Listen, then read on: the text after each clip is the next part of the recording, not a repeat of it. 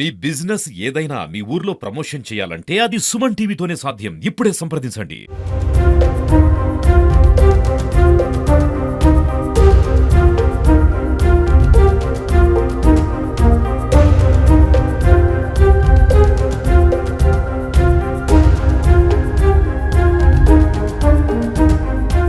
కర్నూలులోని రాయలసీమ యూనివర్సిటీలో వరుస దొంగతనాలు జరుగుతున్నాయని చెప్పేసి తెలిసింది. అయితే ప్రస్తుతం మనం రాయలసీమ యూనివర్సిటీ రిజిస్టర్ మనతో ఉన్నారు. ఏం జరిగింది దొంగతనం అనేది పూర్తి సమాచారం తెలుసుకున్నాం. సార్ చెప్పండి సార్, రాయలసీమ యూనివర్సిటీలో వారం రోజులుగా వరుస దొంగతనాలు జరుగుతున్నాయని చెప్పేసి ఏం దొంగతనం జరిగింది?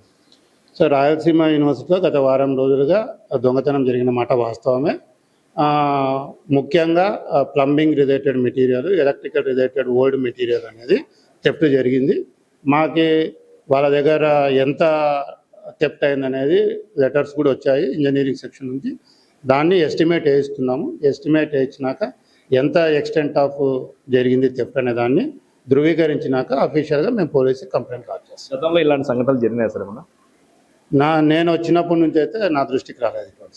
అంటే ఎలా దొంగతనం చేశారు? అంటే మొత్తం బందోబస్తు ఉన్నది, లాక్లు వేస్తారు హాస్టల్కి, ఎలా దొంగతనం చేశారు అనుకుంటున్నారు? అదే కడ్డీలు ఒక సైడ్ గ్రిల్ ఉండింది, ఆ గ్రిల్ బెండ్ చేసి దాంట్లో నుంచి దూరి చేశారు. అంటే ఎవరైనా అవుటర్స్ వచ్చి చేసి ఉంటారా, లేదంటే ఇక్కడ హాస్టల్ స్టూడెంట్స్ కావచ్చు, ఎవరైనా బయట నుండి రావచ్చు, ఆస్కారం ఉందా బయట నుండి చెక్కి లోపలికి? అంటే మామూలుగా ఇప్పుడు ప్రజెంట్ హాలిడేస్ కాబట్టి ఒక గేటే ఉంది, ఎవరైనా ఈ గేట్ నుంచే రావాలి. ఇంకో ఆప్షన్ వాళ్ళు ఏదన్నా ఉంటే గోడ దుంకాలి. గోడ దుంకడానికి కూడా 10 అడుగుల పైనే ఉంది. సో వాళ్ళు ఎట్లా వచ్చినారనేది మాకైతే తెలియదు, కానీ బట్ ఎలా వచ్చినారనేది కనుక్కోవడానికి ప్రయత్నిస్తారు. హాస్టల్లో ఇల్లీగల్ యాక్టివిటీస్ జరుగుతున్నాయని చెప్పేసి ఆరోపణలు వస్తున్నాయి. దీనికి ఏం చెప్తారు సార్? నాకు తెలిసినంత వరకు గత 6 నెలల నుంచి హాస్టల్లో రెగ్యులర్ విజిట్స్ ఉన్నాయి. ఇల్లీగల్ యాక్టివిటీస్ అయితే మా దృష్టికి రికార్డెడ్గా రాలేదు.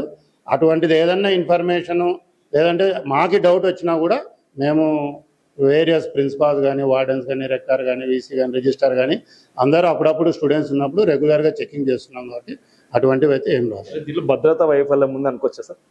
భద్రతా వైఫల్యము అంటే ఇంకొంచెం నిఘా ఉండాల్సింది అనేది ఒకటే మేము అనుకుంటున్నాము.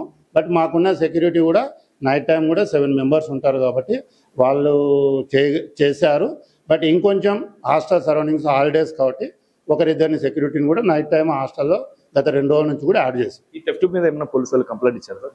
అదే మాకు ఇంకా ఎంత క్వాంటిటీ ఎక్స్టెంట్ అని రాలేదు కాబట్టి ఆ ఎస్టిమేట్ వస్తేనే అఫీషియల్గా స్టార్ట్ చేస్తాం. ఫ్యూచర్లో ఇలాంటి జరగకుండా ఇలాంటి చర్యలు తీసుకోబోతున్నాం.